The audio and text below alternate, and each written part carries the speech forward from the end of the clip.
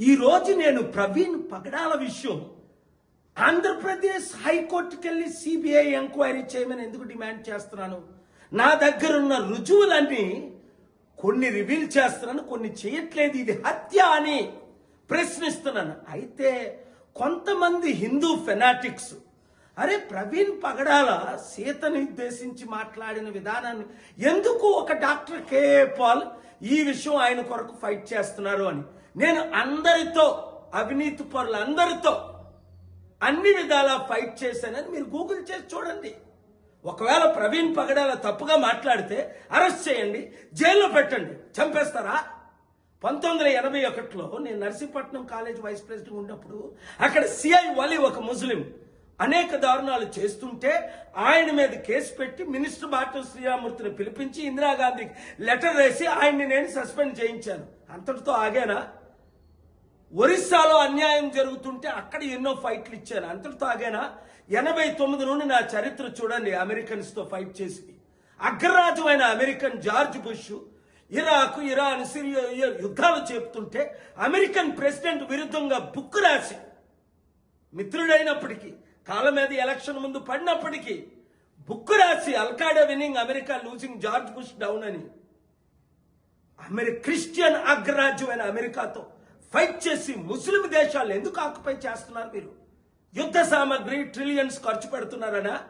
అలాగే 2010 September 10ని Quran burning చేస్తుంటే ఒక American Christian pastor Terry Jones Obama చేతులు ఎత్తేసాడు, పోప్ జాన్ పాల్ చేతులు ఎత్తేసాడు. నన్ను పిలిచారు, వెళ్ళాను.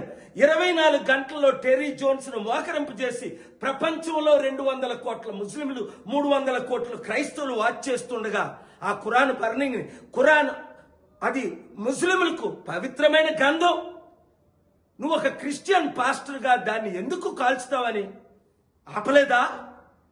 2003లో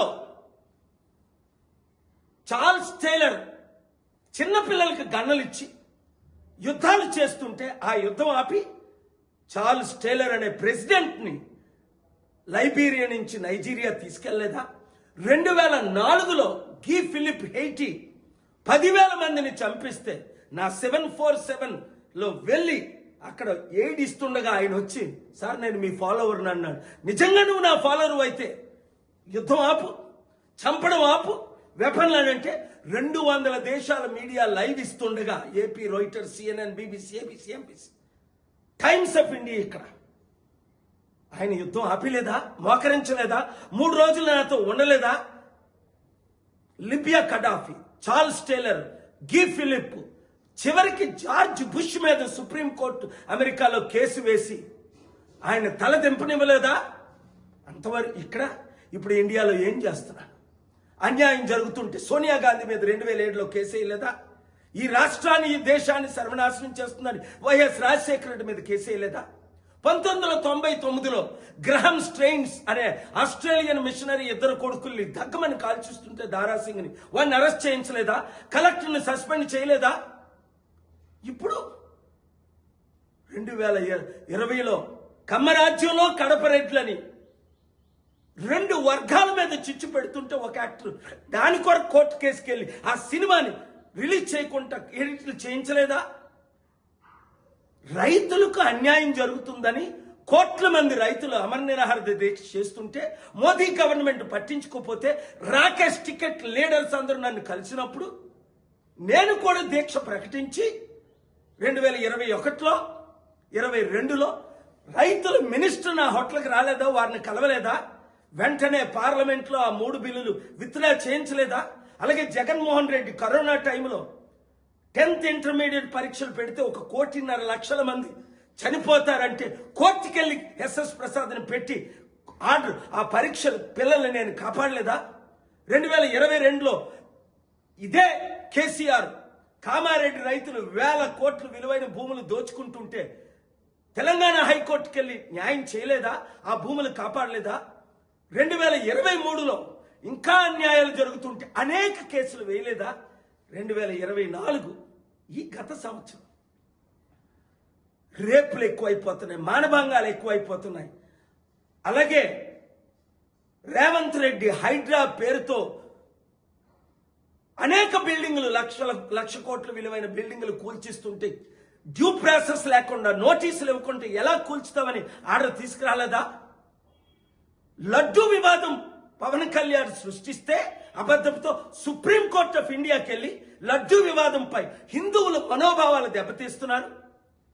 క్రైస్తవులు చర్చలు నడుపుకుంటారు, పాస్టర్లు మొలానాలు మసీదులు నడుపుకుంటారు. హిందూ ప్రీస్టులు ఎందుకు నడుపుకోకూడదు? ఈ రాజకీయ నాయకుల్ని దూరం చేయండి. అది టీడీపీ అవ్వచ్చు, వైసీపీ అవ్వచ్చు, ఇంకొక పార్టీ అవ్వచ్చు. తిరుపతి ఒక హిందూ క్యాపిటల్ టెరిటరీగా ఎందుకు చేయకూడదు? గొడవలు ఎందుకు ఆపకూడదు? హిందువులు క్రిస్టియన్ల మధ్య, హిందువులు ముస్లింల మధ్య ఎందుకు గొడవ పెడతారు? రెచ్చిపోతున్నారంటే పవన్ కళ్యాణ్ మీద కేసు ఇస్తే ఈ రోజుకైనా పంజాగట్టు వాళ్ళు ఎఫ్ఐఆర్ చేశారు 6 నెలలు అయినప్పటికీ. వాళ్ళకైతే ఎప్పుడైనా ఎవరికైనా క్రైస్తవులు ముస్లిం దేశాలను ఆక్యుపై చేస్తుంటే, ఒక క్రైస్తవ పాస్టర్ ఖురాన్ బర్నింగ్ని చేస్తుంటే అమెరికాలో ఏ విధంగా ఆపాను, ఇప్పుడు ప్రవీణ్ పగడాల ఘోరంగా చంపేశారు అని నేను ఫైట్ చేస్తుంటే, హిందువుల క్రిస్టియన్స్ మధ్య చిచ్చు పెట్టడానికి ఒక ఛానల్ వాడు, ఒక యూజ్లెస్ ఫెలో మనల్ని దూరం చేస్తున్నాడు. అది హిందువుల కొరకైనా, ముస్లింల కొరకైనా, క్రైస్తవుల కొరకైనా, నాస్తికుల కొరకైనా. అందుకే గద్దరన్న ప్రజాశాంతి పార్టీలో చేరాడు. మీ కొరకు నేనున్నాను. రైతుల కొరకు, నిరుద్యోగుల కొరకు, ఉద్యోగుల కొరకు, మహిళల కొరకు, చిల్డ్రన్ కొరకు నేను ఉన్నాను. వీళ్ళెవరు మీకు న్యాయం చేయరు. కోర్టులో పోరాడదాం, దేవుని దగ్గర పోరాడదాం, ప్రజలందరం కలిసి పోరాడదాం, శాంతియుతమైన ధర్నాలు చేద్దాం. ఆపేదే లేదు, తగ్గేదే లేదు. 7569441275 మెసేజ్లు పెట్టండి, గ్రూపులు తయారు చేయండి. పాలన రావాలి, పాలన మారాలి. ఈ కుల కుటుంబ